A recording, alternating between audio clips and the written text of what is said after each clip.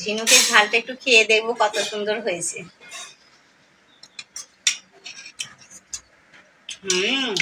এবার দারুণ হয়েছে।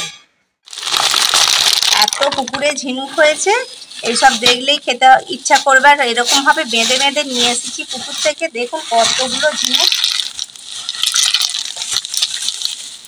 এই একটা পেপারে রয়েছে, গুগলি আছে, ঝিনুক এত একদম অনেক।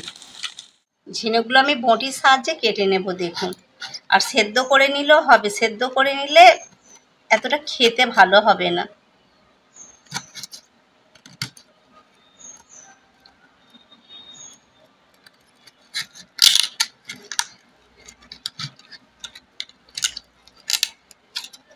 এইভাবে পুরো ছাড়িয়ে নেব।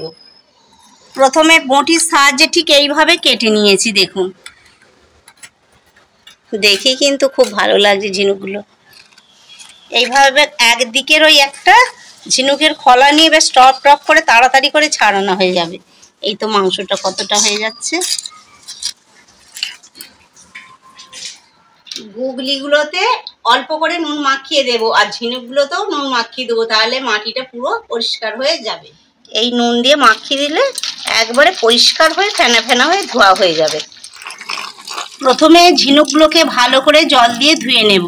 প্রথমে এই তেলাকুচো শাকটাকে ভালো করে কেটে ধুয়ে নিয়েছি, এটাকে কড়ায় দিয়ে নেব।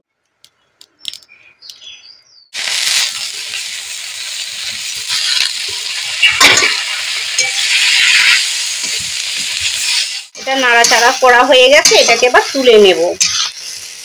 এই তেলাকুচোর শাক খেতে কিন্তু খুবই ভালো বা খুবই উপকার। এখানে রসুন নিয়েছি, আদা একসাথেই বেটে নেব।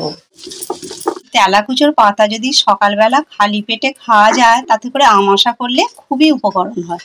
আর এই পাতা কিন্তু খুবই অনেক রকমের গুণ আছে। কড়ায় দিয়ে দেব তেল, দিয়ে দেব একটি দারচিনি, আর দিয়ে দেব তেজপাতা,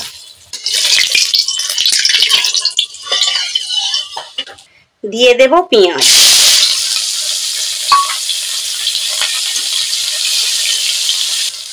দিয়ে দেব আলু। খুব একটা আলু দেবো না, একদম কম করে দিয়েছি। একটা ছোট আলুর আধখানা দিয়েছি। করে হলুদ দিয়ে দেব, রসুন বাটা। এবারে দিয়ে দেব এই টমেটো কাটা,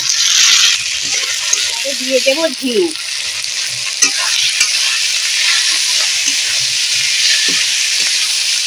দিয়ে দেবো এই গুগলিগুলো। এবারে এইভাবে নাড়াচাড়া করতে দেবো লঙ্কা গুঁড়ো, হলুদ গুঁড়ো, আদা। অল্প করে জল দেব, দিয়ে এটাকে এবার কষিয়ে নেব। দিয়ে দেবো স্বাদ মতো লবণ। এবারে দিয়ে দেবো এই শাকটা।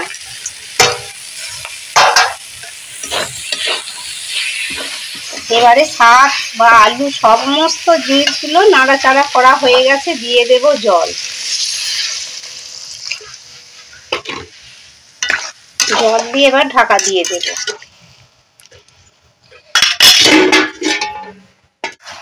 তরকারি একদম পুরোপুরি হয়ে গেছে, তরকারিটা একদম রেডি হয়ে গেল, ঢেলে নেব। ঝিনুক আর তেলা শাকের রেসিপি একদম রেডি হয়ে গেছে বন্ধুরা। ভালো লাগলে লাইক শেয়ার কমেন্ট করবে। আর এই ঝিনুককে আমরা বলি ঝিনুক বলে থাকি। আপনারা ঝিনুক বা সিতুই কোনটা বলে থাকেন কমেন্ট করে অবশ্যই জানাবেন। আমি একটু দেখব খেয়ে কতটা সুন্দর লোভনীয় হয়েছে। আর তেলা শাকের জন্য তরকারিটা আশা করব খুবই ভালো হবে। ঝিনুকের ঝালটা একটু খেয়ে দেখব কত সুন্দর হয়েছে।